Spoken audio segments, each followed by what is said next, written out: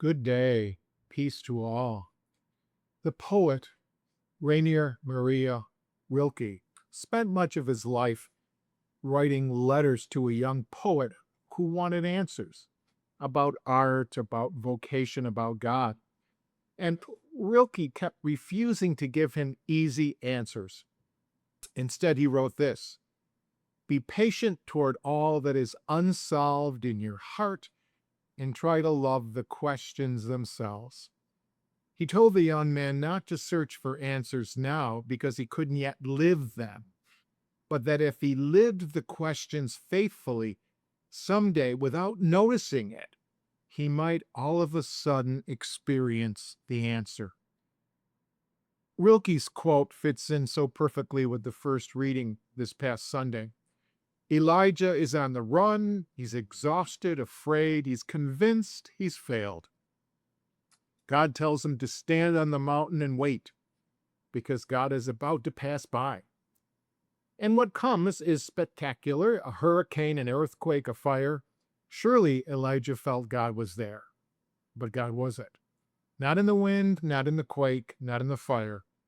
God comes after in something quiet, a tiny whispering sound, a still small voice. Elijah wanted the answers to arrive like the wind, undeniable, overwhelming, impossible to miss.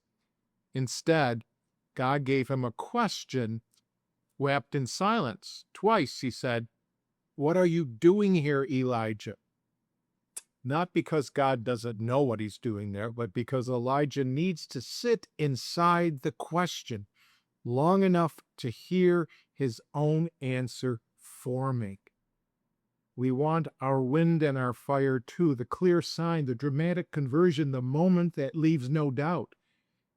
But maybe the invitation this week is Rilke's and Elijah's both, to love the unsolved parts of our lives a little longer and to trust that God is not withholding an answer, but waiting in the silence to be heard.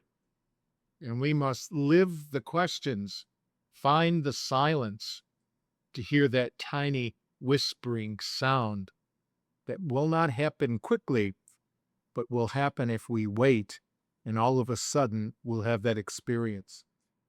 Be patient toward all that is unsolved in your heart and try to love the questions themselves.